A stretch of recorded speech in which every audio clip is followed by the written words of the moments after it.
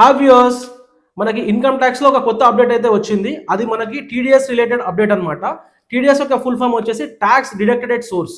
So ఈ update ఏంటంటే మనకి సెక్షన్ 194T అనేది ఎస్టాబ్లిష్ చేశారు. ఈ సెక్షన్ 194T ఏం చెప్తుంది అని అంటే partnership firm or LLP limited liability partnership firm, ఈ రెండు ఎంటిటీస్లో ఎవరైతే పార్ట్నర్స్గా ఉంటారో వాళ్ళకి ఫర్మ్ నుంచి ఎటువంటి అమౌంట్ ఇచ్చినా పే చేసినా ఆ అమౌంట్ పైన టీడీఎస్ అనేది అప్లికేబిలిటీ అవుతుంది.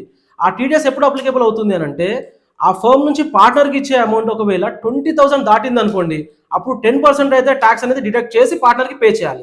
సో ఎటువంటి అమౌంట్ అంటే ఏమి ఇంక్లూడ్ అయ్యాయి అని అంటే శాలరీ వైజ్గా కావచ్చు, రెమ్యునరేషన్ కావచ్చు, కమిషన్, బోనస్, ఇంట్రెస్ట్ అనేది క్యాపిటల్ పైన కావచ్చు లేదా పార్ట్నర్ ఇచ్చిన లోన్ పైన కూడా కావచ్చు. ఎటువంటి అమౌంట్ ఈ రకంగా మనం ఎటువంటి అమౌంట్ పార్ట్నర్కి పే చేసినా కూడా మనము 10% టీడీఎస్ అయితే డిడక్ట్ చేసి పే చేయాలన్నమాట.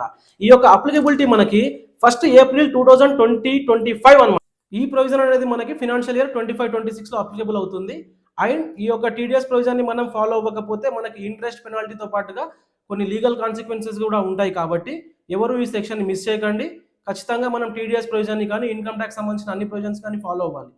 Thank you so much. మీకు ఇందులో ఏదైనా డౌట్స్ ఉంటే please do mention in comment and don't forget to like our video so that మీకు ఇలాంటి చాలా ఇన్ఫర్మేషన్స్ అయితే మేము ప్రొవైడ్ చేస్తూ ఉంటాము. Thank you so much. Signing off.